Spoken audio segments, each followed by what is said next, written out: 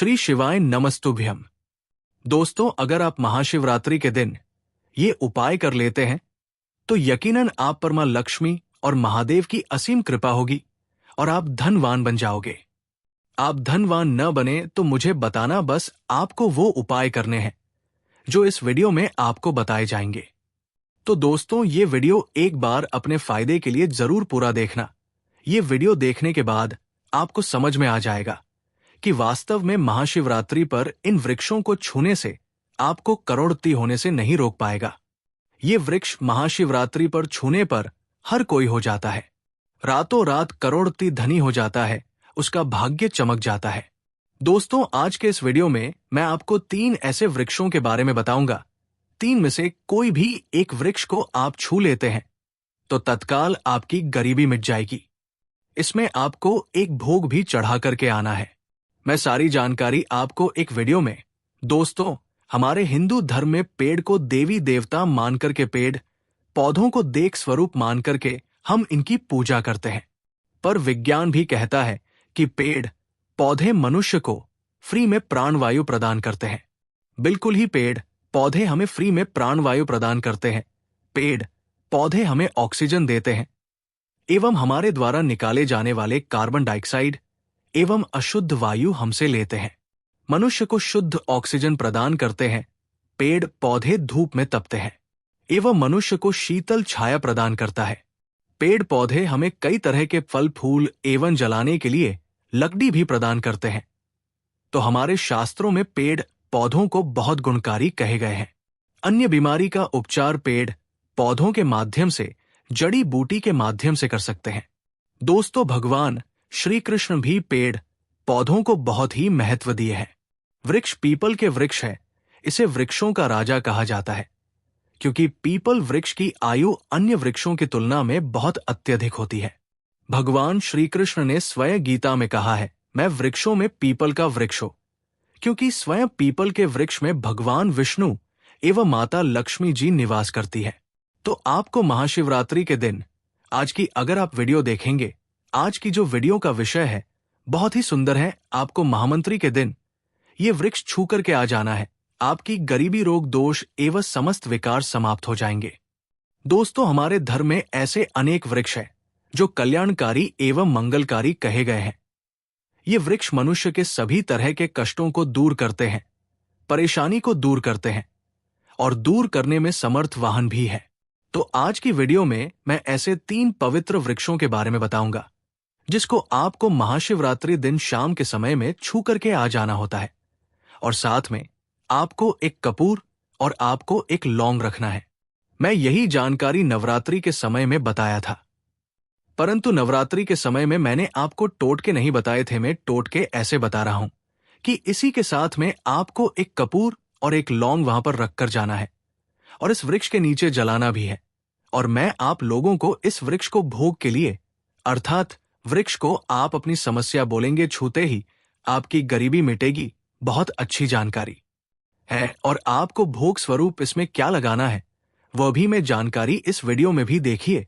अगर आप कठिन मेहनत करने के बाद भी एक दिन में 200 से 100 रुपए कमा रहे हैं और वही एक मानव कम मेहनत करके 2000 रुपए कमा रहा है, तो कौन सा अच्छा है? 2000 कमाने वाला 2000 रुपए कमाने वाला मानव कई तरह के उपाय करके सारी चीजों को, पैसों को तेजी से खींचने का काम करता है। दोस्तों देखिए, मैं अपने चैनल के माध्यम से आप सभी लोगों को अच्छी अच्छी जानकारी इसीलिए सिखाता हूं।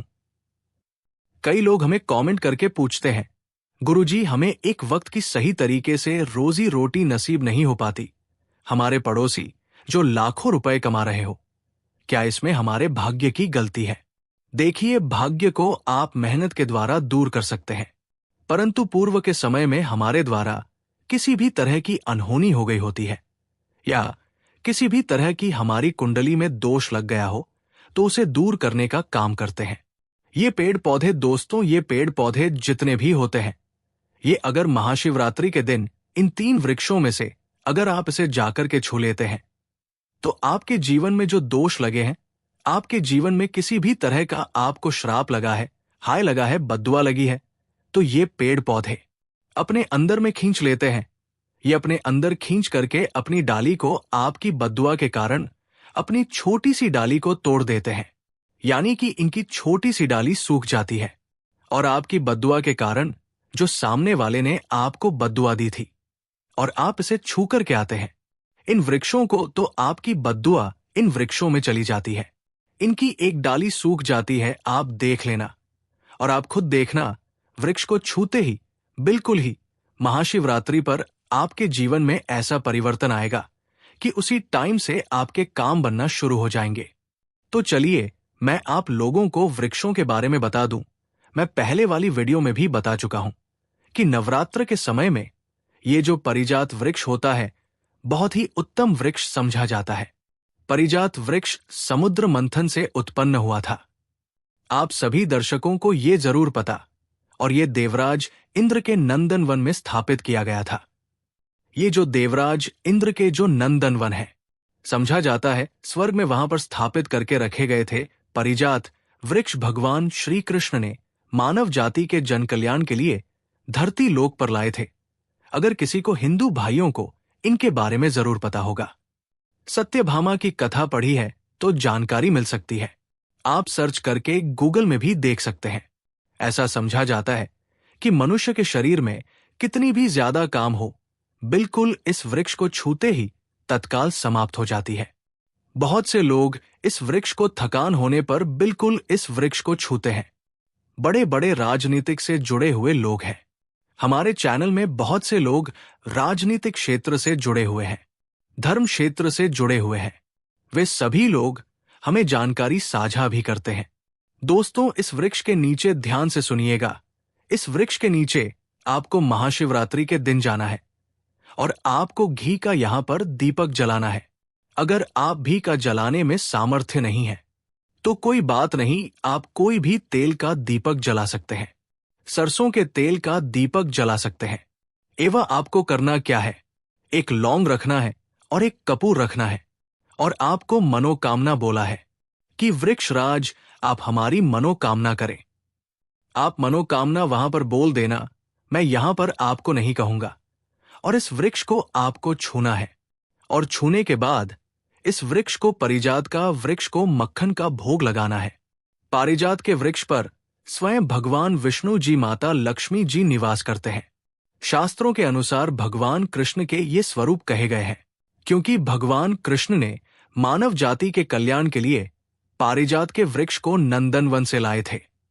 तो इसे छूते ही अगर आपके जीवन में किसी भी तरह की हाय लगी हो, बद्दुआ लगी हो, किसी की बुरी नजर लगी हो, जिसके कारण आपके बंद किस्मत के ताले खुल रहे हैं और आप चाहते हैं कि आपके बंद किस्मत के ताले खुल जाएं, आपकी हाय बद्दुआ कट जाए, शनि दोष लगा हुआ है कट जाए, तो एक वृक्ष को छुए और आपको अपनी प्रार्थना बोलनी है कि हमारी हाय बद्दुआ एवं शनि दोष को मिटाए, हमारी गरीबी को मिटाएं। इस तरह से छूटे हुए आपको प्रार्थना करना है और एक लौंग और आपको एक कपूर तो जलाना ही है और उसके ऊपर में एक लौंग डाल देना और आपको मक्खन का भोग लगा देना है। आप उसे देखना, टाइम से आपका शरीर हल्का लगना शुरू हो जाएगा और आपकी हाय बद्दुआ मिट जाएगी।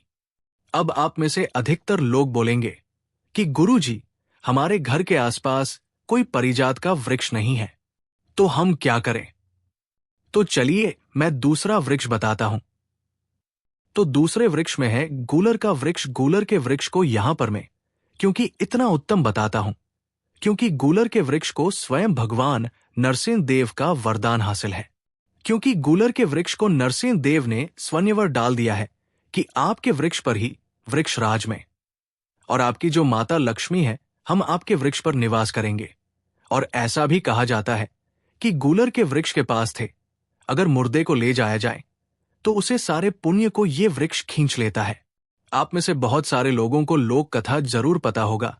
तो गूलर के वृक्ष को भगवान नरसिंह देव ने बहुत सारा वरदान दिया है कि आप लोगों के भी करेंगे।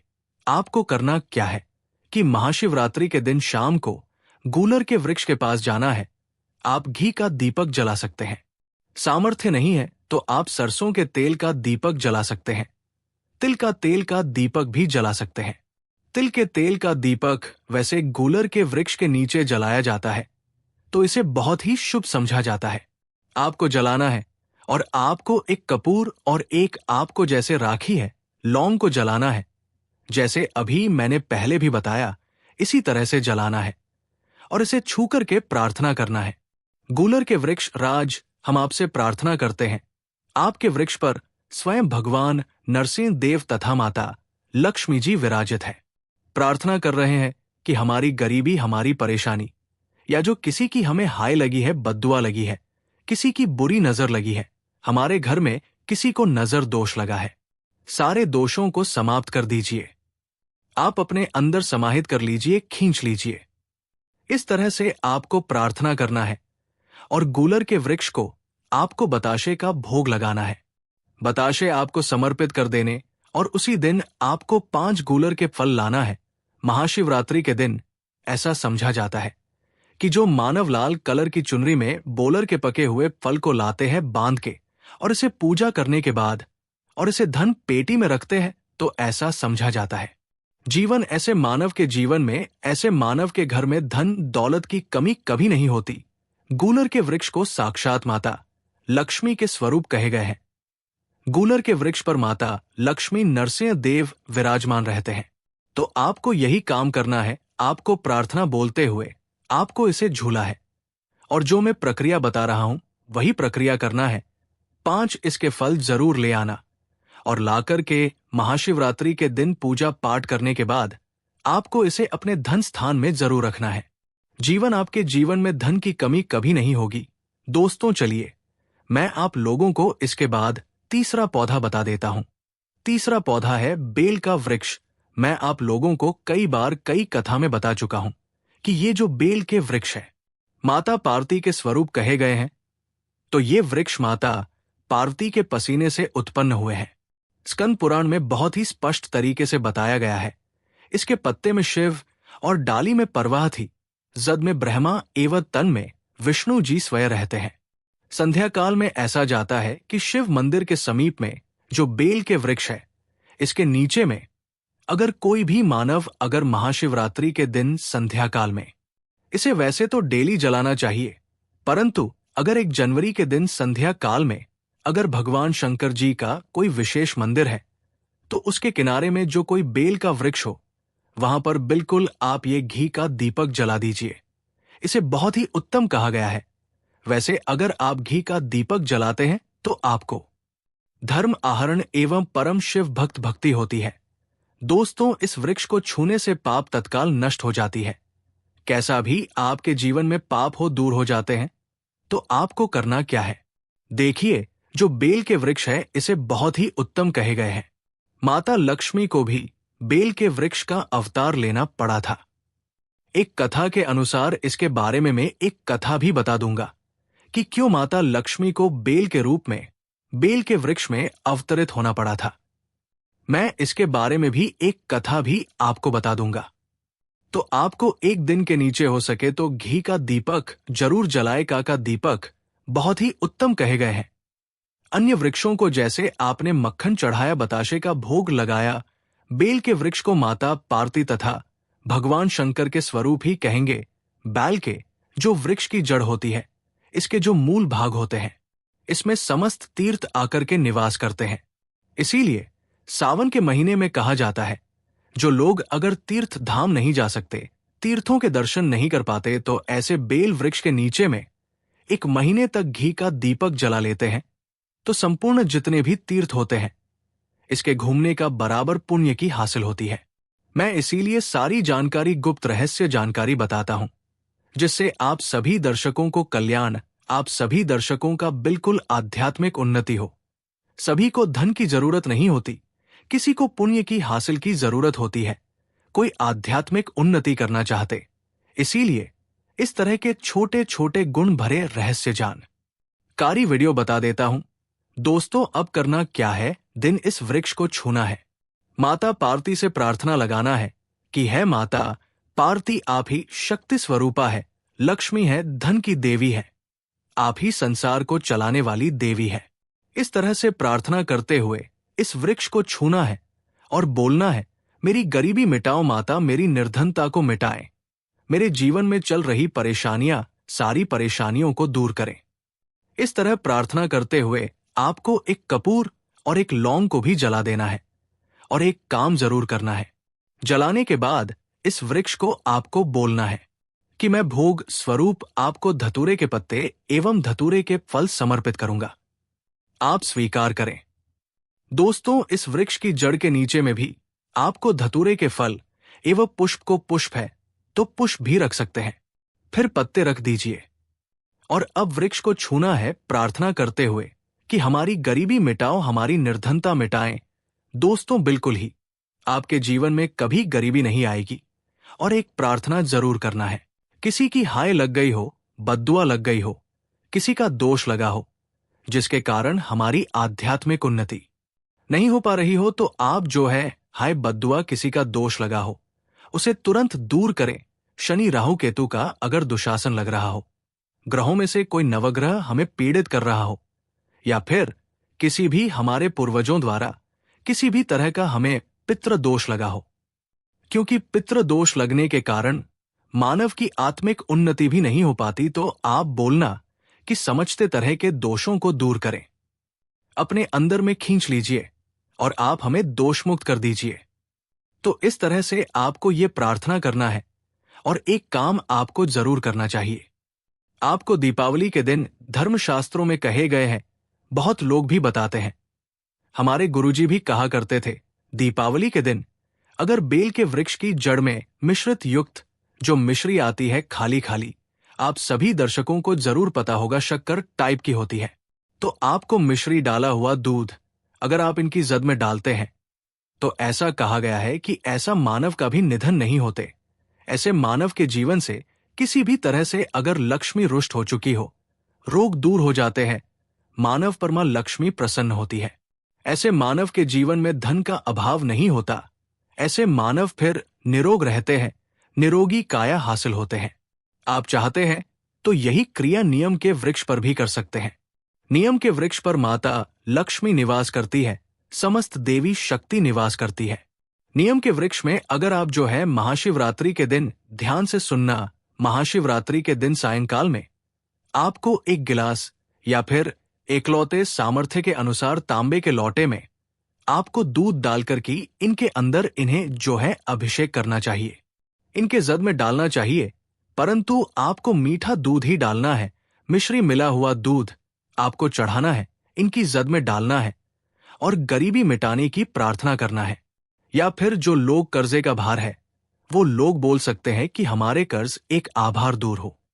या फिर जीवन में जो किसी भी तरह की जो परेशानी है, पर उससे पहले आपको ये हम बताएंगे कि शिवरात्रि कितनी तारीख को मनाई जा रही है और सही समय एवं संपूर्ण जानकारी इस वीडियो में हम आपको बताएंगे। तो इस वीडियो में ये भी बताया कि शिवराज के दिन ऐसा कौन सा गुप्त उपाय किया जाए जिससे आप रात और राजधानी बन सकते हैं। इस वीडियो को आप पूरा देख लेते हो तो आपका जीवन बदल सकता है। इसलिए इस वीडियो को हम आपसे हाथ जोड़कर निवेदन करते हैं कि इस वीडियो को देख लेना। चलिए जान लेते हैं बारी बारी से सब कुछ कि शिवरात्रि के दिन ऐसा क्या खा लेना है हमसे हमको, जिससे हम धन की हासिल हो, हमारी हर एक मनोकामना पूरी हो जाए। चलिए जान लेते हैं। महाशिवरात्रि भारतीयों का एक प्रमुख त्योहार है कि भगवान शिव का प्रमुख पर्व है। मार्ग फाल्गुन कृष्ण पक्ष चतुर्दशी को महाशिवरात्रि पर्व मनाया जाता है। समझा जाता है कि सृष्टि का प्रारंभ इसी दिन से हुआ था। पौराणिक कथाओं के अनुसार इस दिन सृष्टि का आरंभ अग्निलिंग, जो महादेव का विशाल काल स्वरूप है, के उदय से हुआ। इसी दिन भगवान शिव का विवाह देवी पार्वती के साथ हुआ था। महाशिवरात्रि के दिन भगवान शिव व पत्नी पार्वती की पूजा होती है। ये पूजा व्रत रखने के दौरान की जाती है। साल में होने वाली 12 शिवरात्रि में से महाशिवरात्रि को सबसे महत्वपूर्ण समझा जाता है। एक भारत सहित पूरी दुनिया में महाशिवरात्रि का पावन पर्व बहुत ही उत्साह के साथ मनाया जाता है। महाशिवरात्रि कब रहेगी? वर्ष 2024 में होली के पहले फाल्गुन कृष्ण पक्ष की चतुर्दशी के दिन महाशिवरात्रि का त्योहार मनाया जाता है। मास में शिवरात्रि और फाल्गुन माह में महाशिवरात्रि का पर्व मनाया जाता है। सदन शिव जी की विशेष पूजा और आराधना होती है और विशेष अभिषेक किया जाता है। अधिकतर मत के अनुसार शिवजी की पूजा निश्चित काल में की जाती है। मार्च 2024 शुक्रवार को रहेगी महाशिवरात्रि चतुर्दशी तिथि प्रारंभ। 8 मार्च 2024 को रात्रि 9:57 बजे चतुर्दशी तिथि समाप्त। मार्च 2024 को शाम 6:17 बजे कब है महाशिवरात्रि। चूंकि महाशिवरात्रि की पूजा रात में होती है और वह भी निश्चित काल में, इसलिए 8 मार्च 2024 को ये पर्व मनाया जाएगा। चतुर्दशी पहले ही दिन निश्चित व्यापिनी हो तो उसी दिन महाशिवरात्रि मनाते हैं। रात्रि का 8वां मुहूर्त निश्चित काल कहलाता है कि शुभ मुहूर्त अभिजीत मुहूर्त दोपहर 12:56 तक, विजय मुहूर्त दोपहर 2 से 3:17 तक, गोधूली मुहूर्त शाम 6:23 से 6:04 तक, साल हम संध्या शाम 6 से 7:39 तक, अमृतकाल रात्रि 10 तक, सर्वार्थ सिद्धि योग सुबह 6 से 10:41 तक, निश्चित मुहूर्त रात्रि 7:56 तक क्यों मनाते हैं। महाशिवरात्रि का पर्व फाल्गुन कृष्ण चतुर्दशी देवो महर्षि ईशान संहिता में बताया गया है कि फाल्गुन मास की कृष्ण चतुर्दशी की रात्रि में आदि देव भगवान शिव करोड़ों सूर्यों के समान असर वाले शिवलिंग रूप में प्रकट हुए थे। समझा जाता है कि सृष्टि की शुरुआत में इसी दिन आधी रात में भगवान शिव का निराकार से साकार रूप में ब्रह्मा से रुद्र के रूप में अवतरण हुआ था। प्रलय की बेला में इसी प्रदोष के समय भगवान शिव तांडव करते हुए ब्रह्मांड को तीसरे नेत्र की ज्वाला से भस्म कर देते हैं। इसलिए इसे महाशिवरात्रि या जल रात्रि भी कहा गया है। शिकारी ने उसे भी जाने दिया। 2 बार शिकार को खोकर उसका माथा ठनका व चिंता में पड़ गया। रात्रि का आखिरी पहर बीत रहा था, तभी एक अन्य बच्चों के साथ उधर से निकली शिकारी। ये स्वर्णिम अवसर था। उसने धनुष पर तीर चढ़ाने में देर नहीं लगाई।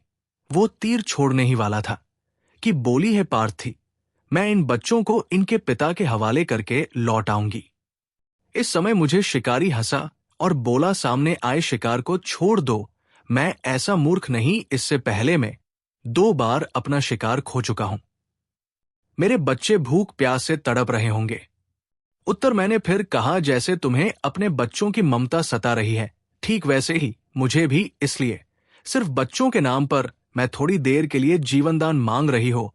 पाठी थी, मेरा विश्वास कर, मैं इन्हें इनके पिता के पास छोड़कर तुरंत लौटने की प्रतिज्ञा करती हो। दोस्तों, आगे जानकारी बताने से पहले आपसे एक छोटा सा अनुरोध करना चाहेगा कि आप अपनी राशि को कमेंट बॉक्स में जरूर डाल दें, क्योंकि हम राशि से जुड़ा आपका भाग्य भी है और भाग्य में चल रही परेशानियों को दूर करने के लिए वो उपाय भी बताते हैं। इसलिए आप अपनी राशि को कमेंट बॉक्स में जरूर ही डाल दें, जिससे कि हम आपको विशेष रूप से उपाय बता सके। चलिए आगे जानते हैं दोस्तों। वीडियो बीच में छोड़कर मत जाना, क्योंकि हम अंत में जो उपाय आपको बताएंगे वो आपकी जीवन बदल सकता है। इसलिए इस वीडियो का एक भी पार्ट आप मिक्स मत करना, नहीं तो बहुत बड़ा नुकसान हो सकता है। इसलिए वीडियो को पूरा देखें। मृगी का अधीन स्वर सुनकर शिकारी को उस पर दया आ गई। उसने उस मिर्गी को भी जाने दिया। शिकार के अभाव में बेल वृक्ष पर बैठा शिकारी बेलपत्र तोड़ तोड़कर नीचे फेंकता जा रहा था। पाव फटने को हुई तो एक हृष्ट पुष्ट मृग उसी रास्ते पर आया। शिकारी ने सोच लिया कि इसका शिकार वो जरूर करेगा। शिकारी देखकर मृग विनीत स्वर में बोला है, पारद भी भाई, अगर तुमने मुझसे पूर्व आने वाली 3 मुर्गियों तथा छोटे छोटे बच्चों को मार डाला है तो मुझे भी मार ने में विलंब न करो, ताकि मुझे उनके वियोग में एक क्षण भी दुख न सहना पड़े। मैं उन मुर्गियों का पति हो। अगर तुमने उन्हें जीवन दान दिया है तो मुझे भी कुछ क्षण का जीवन देने की कृपा करो। मैं उनसे मिलकर तुम्हारे समक्ष उपस्थित हो जाऊंगा। मृग सुनते ही शिकारी के सामने पूरी रात का घटना चक्र घूम गया। उसने सारी कथा अमृत को सुना दी। तब मलिक ने कहा, मेरी 3 पत्नियां जिस प्रकार प्रतिज्ञाबद्ध होकर गई है, मेरी मृत्यु से अपने धर्म का पालन नहीं कर पाएंगे। जैसे तुमने उन्हें विश्वास पात्र मानकर छोड़ा है, वैसे ही मुझे भी जाने दो। मैं उन सब के साथ तुम्हारे सामने शीघ्र ही उपस्थित होता हो। उपवास, रात्रि जागरण तथा शिवलिंग पर बेलपत्र चढ़ाने से शिकारी का हिंसक हृदय निर्मल हो गया था। उसमें भगवत शक्ति का वास हो गया था।